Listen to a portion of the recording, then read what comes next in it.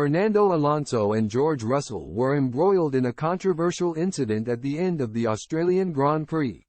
Former F1 driver Timo Glock believes that Fernando Alonso knew what he was doing by braking early at turn 6 on the final lap of the Australian Grand Prix.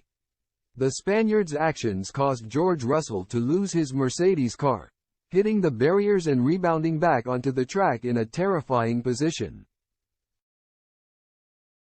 Alonso and Russell had been battling throughout the final stint of the race, and the latter had closed to within half a second of the Aston Martin driver. On the final lap, the two-time world champion braked earlier than usual at the blind turn 6 right-hander, catching the Mercedes racer off guard and sending him spinning out of the race.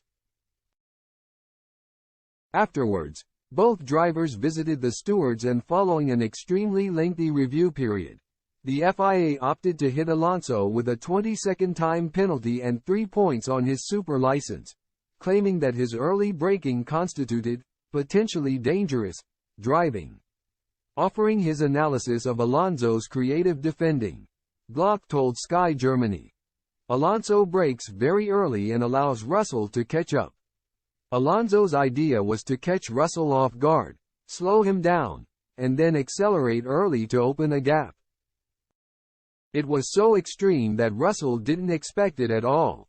He got way too close and lost downforce.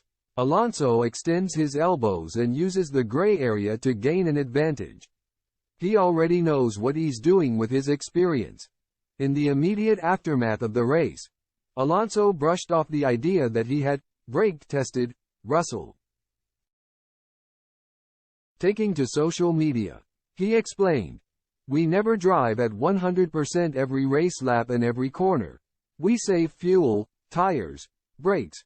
So being responsible for not making every lap the same is a bit surprising." However, F1 analyst Bernie Collins does not believe that the Mercedes star was to blame for the incident. "There was a lift 100 meters earlier, a slight brake application as well, and a downshift," she wrote on X. "So, 100 meters difference into a corner is pretty huge in F1 terms. We'd be telling drivers 10-meter differences if there was anything across drivers that they'd be trying to improve on. So 100 meters is a big difference in terms of an approach to a corner, which obviously caught Russell off guard." Russell himself was saying that maybe he could have reacted slightly better to it, but the result still remains where Russell is out.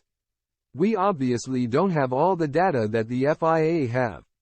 They've been very clear that they punished Alonso's actions rather than the subsequent reaction of Russell.